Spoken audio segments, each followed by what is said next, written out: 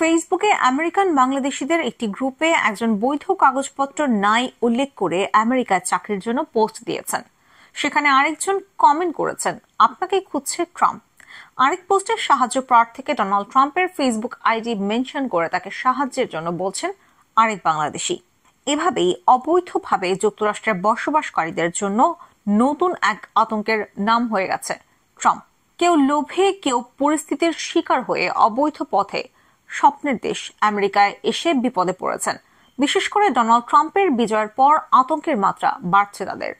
নির্ঘুম রাত কাটছে, দিন কাটছে আইনজীবী আর চাকুরির চিন্তায়। লক্ষ লক্ষ টাকা খরচ করে 7 সমুদ্র 13 নদী ওপারে এখন তাদের 2 কুল হারানোর আশঙ্কা।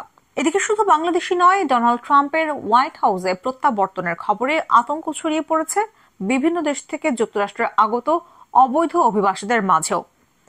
নিউ ইয়র্ক সিটির ডেমোক্র্যাট মেয়র এরিক অ্যাডামস ইতিমধ্যেই অবৈধদের বিদায় করার জন্য ট্রাম্পের সাথে ফোনালাপে তার প্রশাসনকে সব ধরনের সহায়তা করার প্রতিশ্রুতি দিয়েছেন।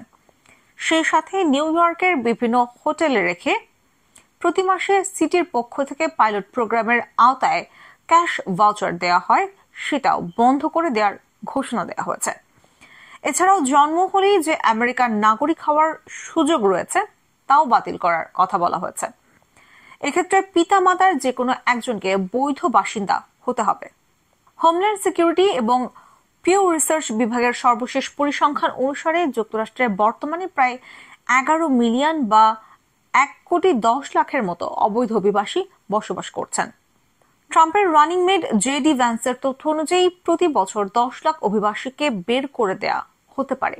ধারণা করা হচ্ছে এবার নির্বাচনী প্রতিশ্রুতি পূরণ করতে প্রেসিডেন্ট ট্রাম্প সামরিক বাহিনী থেকে শুরু করে বিদেশি কূটনীতিককে ডেকে অবৈধ অভিবাসীদের বের করে দেওয়ার বিষয়টি বাস্তবায়ন করতে বলতে পারেন। এই কাজে তিনি রিপাবলিকান নেতৃত্বাধীন অঙ্গরাজ্যগুলোর নেতাদেরও সহযোগিতা নিতে পারেন। এমনকি যেসব অঙ্গরাজ্যে আইনি বিধিনিষেধ আছে সেখানকার তহবিল বন্ধ করে দেওয়ার মতো পদক্ষেপও নিতে পারেন। তবে সবচেয়ে গুরুত্বপূর্ণ বিষয় হচ্ছে কংগ্রেস এবং সিনেটে রিপাবলিকান পার্টির একক সংখ্যাগরিষ্ঠতা রয়েছে। ফলে বিশেষজ্ঞরা বলছেন ট্রাম্পের প্রথম মেয়াদের তুলনায় এবার যুক্তরাষ্ট্রের পররাষ্ট্র দপ্তরকে আরও আগ্রাসী ভূমিকায় দেখা যেতে পারে।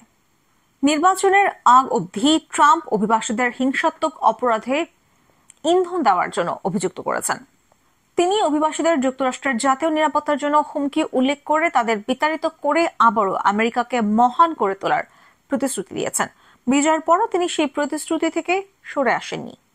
অবৈধ পন্থায় আমেরিকায় প্রবেশ করা নাম প্রকাশে অনিচ্ছুক এক ব্যক্তি জানিয়েছেন, দেশে জায়গা জমি বিক্রি করে আমেরিকা এসেছেন, কিন্তু অল্প দিনের মধ্যেই নতুন আতঙ্ক সৃষ্টি হলো।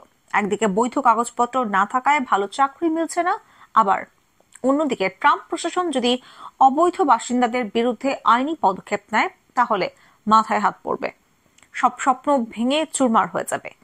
এ ব্যাপারে বাংলাদেশি বংশোদ্ভূত অ্যাটর্নি মঈন চৌধুরী মানবজমিনকে জানান, কয়েক ধাপে অবৈধ অভিবাসীদের বিরুদ্ধে ব্যবস্থা নেওয়া হতে পারে, তবে যাদের কেস পেন্ডিং রয়েছে তাদের কোর্ট থেকে চূড়ান্ত রায় না হওয়া পর্যন্ত আতঙ্কিত হওয়ার কোনো কারণ নেই।